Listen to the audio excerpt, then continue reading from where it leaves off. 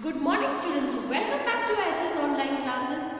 Hope you all are fit and fine. So today we are going to start with the second part of the chapter 19, Natural Vegetation and Wildlife. In the part 1 we have studied about the classification of the different types of natural vegetation, that is forest and grasslands, and the third type, or you can say, of the natural vegetation is the shrubs. We are going to study about that. Now shrubs, what are shrubs? They are the short and bushy plants. What are shrubs?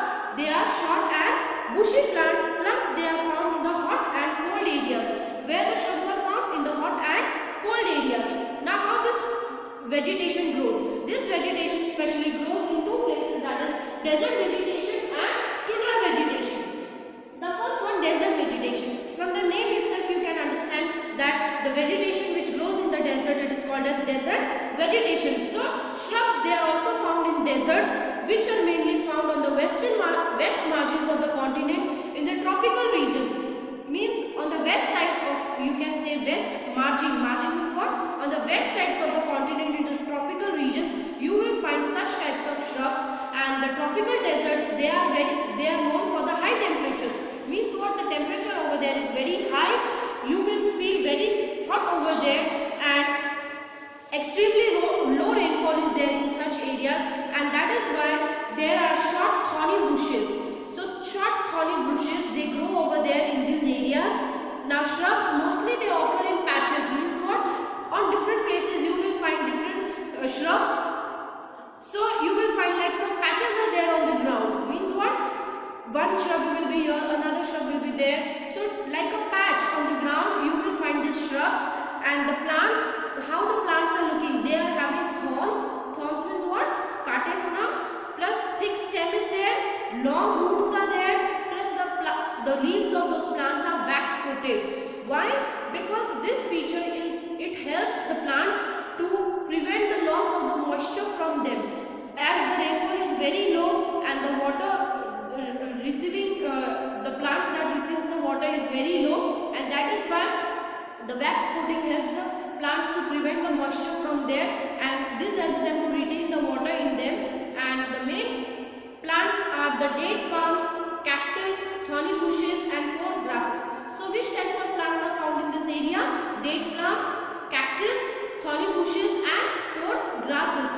Some acacia trees are also found on the margins of the deserts. Means in this desert you will find some acacia trees also. The next vegetation is the tundra vegetation. Now tundra vegetation, from the name itself you can understand that especially it is found on the poles. So this vegetation is found near the North Pole, Eurasia and North America, and that is why these areas are also called as tundra region, and the vegetation is called as the tundra vegetation. This is a treeless area with very harsh climatic condition. Means how is the area? It is treeless. You will not find any trees. Plus the climatic conditions, they are very harsh because the winters are very long and the summers, they are very cold, and it is very short. They have the short summers, plus the summers, they are not so hot, they are very cold over there. And this region is fairly dry, and it is also called as cold polar desert. Means what? This region is also called as cold polar desert. It's a polar area, and that is why as the climate is cold, that is why it is called as cold polar desert. Why desert? Because there are no trees found over there. The plants are rare in this region. Rare means what? You will hardly find any plants over there. Most of the plants, they are short and they grow close to the ground. And even the trees which are found in the beds of the lakes and streams are very short.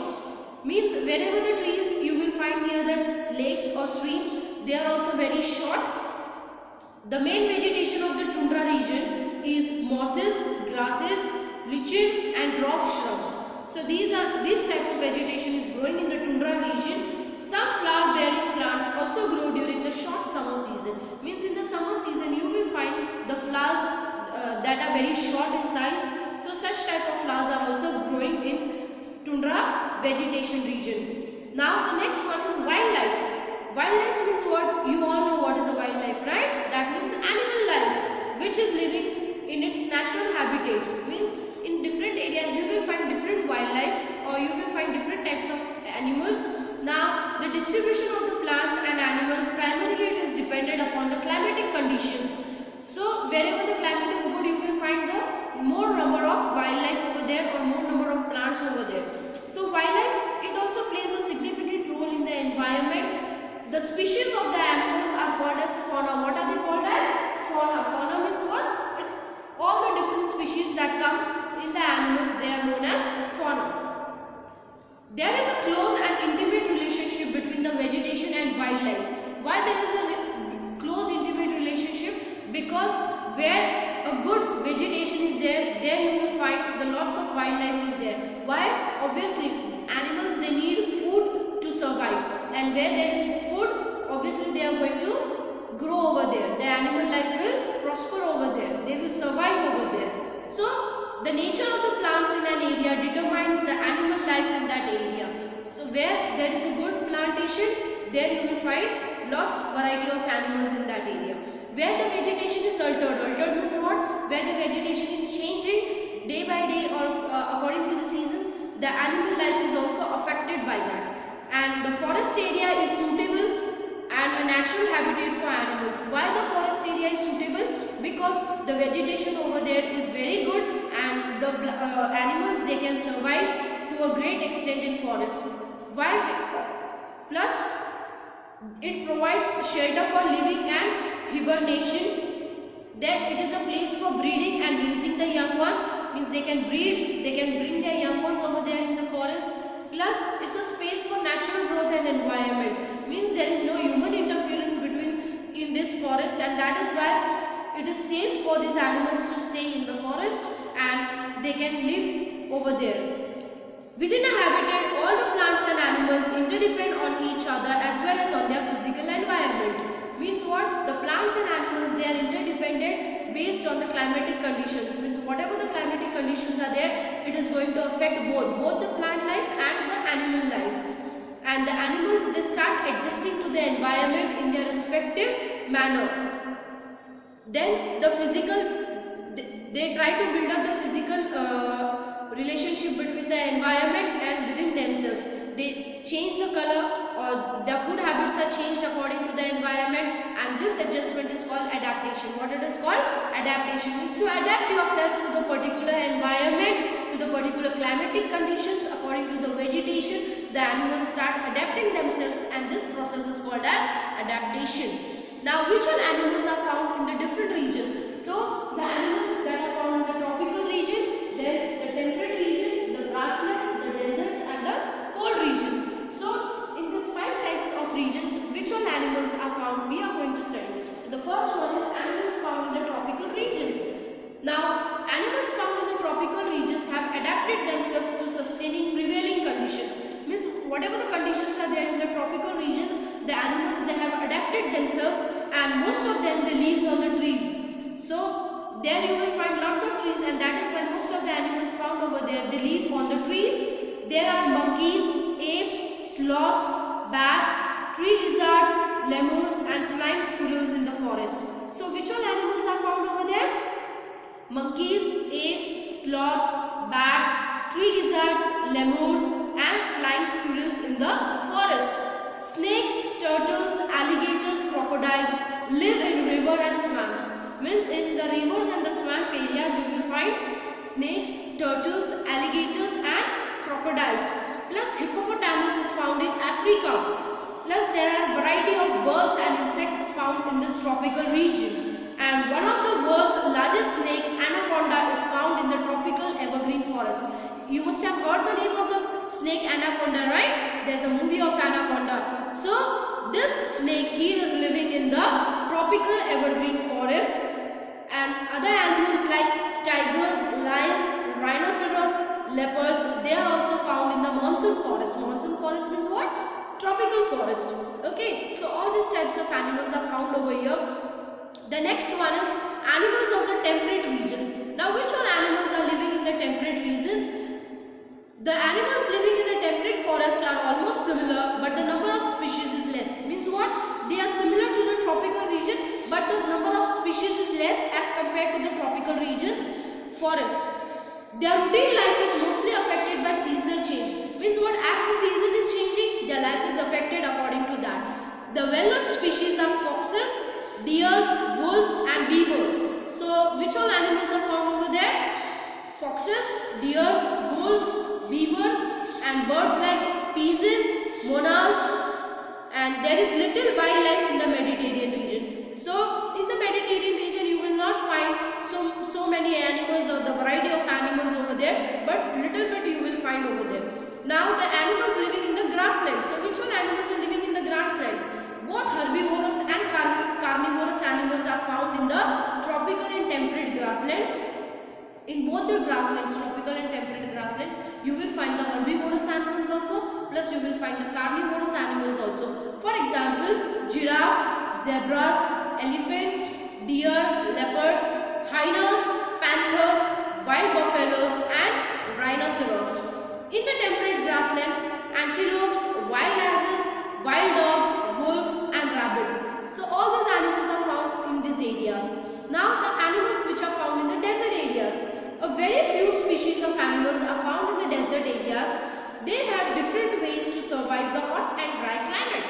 So the climate, as you know, in the desert it is very hot and it is very dry. So these animals, they have adapted themselves to this climatic conditions, and the most of these animals, they are short in size as compared to the animals in the other regions, except the camel. Only the camel is the animal in the desert region which is having a good height. The animal like to move in the cool hours of the night. Some of them lives in the burrows to escape the heat. Means what? Specially all the animals, they like to move around in the cool climate. When there is a night time, the climate becomes little bit cool, and that time these animals likes to move. And some animals, they live in the burrows so that they can be safe from the heat. The camel, it can move easily on the sand. In its body parts are well adapted to the desert conditions. You know that the camel is having a hump on its back, and because of that hump, he is able to store water, and he can easily survive in the climatic conditions of the deserts. And that is why, plus the speciality of the camel, that his feet, they don't sink into the sand, and that is why he is able to move in the desert. And the camel is also known as the ship of the desert, right? So he is well adjusted in this climatic conditions. Plus you will find other animals like foxes, hyenas, jackals and wild asses in the desert areas. So now the animals in the cold regions. So in the animals in the cold region, they have the thick skins or the furs, so that it can protect them from the extreme cold.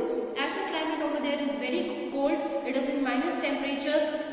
Most of the places it is in minus degrees. So because of that, these animals, they are having thick fur or the thick coating over there, thick skin is there, so that it can protect them from such climates. For example, musk ox, reindeer, polar bear, arctic foxes, wolf, seal and walrus. These are the some animals that are found in the cold regions. During the winter season, most of them migrate to the warm regions so that they can find food for themselves, and plus they can be safe from the climatic conditions. And man has been killing these animals for the pleasure or the profit for centuries. Means from centuries they are killing these animals just to make profit or for the pleasure purposes. Elephants are killed for the ivory, deer and tigers for the skin, birds for the meats and feathers. You all know that, isn't it? So we human beings, we are just killing them for just the sake of our purposes. Now wildlife, it has been affected because of the human activities such as deforestation, farming and mining. So because of the deforestation, the forests are being cut down, and because of that the wildlife is affected most of the time. And because of the farming and mining, we are destroying the forest and the wildlife is affected. Even the natural vegetation is affected because of that. Due to this, a large number of animals and birds have become extinct. So you will not find any species, or the species are becoming endangered day by day because of such activities. So we should make other people aware of the importance of the wildlife and encourage them to protect and conserve them. Means we, first of all, we have to become aware so that we can make aware to other people, so that we cannot kill the animals, and plus we protect them. Our government has also set up wildlife sanctuaries, natural parks, bird sanctuaries and tiger reserves to protect and conserve animals. There are different organizations also which helps and protect the animal, and animal right foundations are also there which helps the people so that they will not harm any animals, plus they will help them to protect the animals. Plus hunting and the poaching is banned in this area. If you find some hunters or poaching is done in those areas, then strict legal actions are taken against them according to the respective country or according to the law. So in this way we come to end our chapter. I hope you all have understood. If you have any doubts, please ask me on Google Meet. Thank you so much.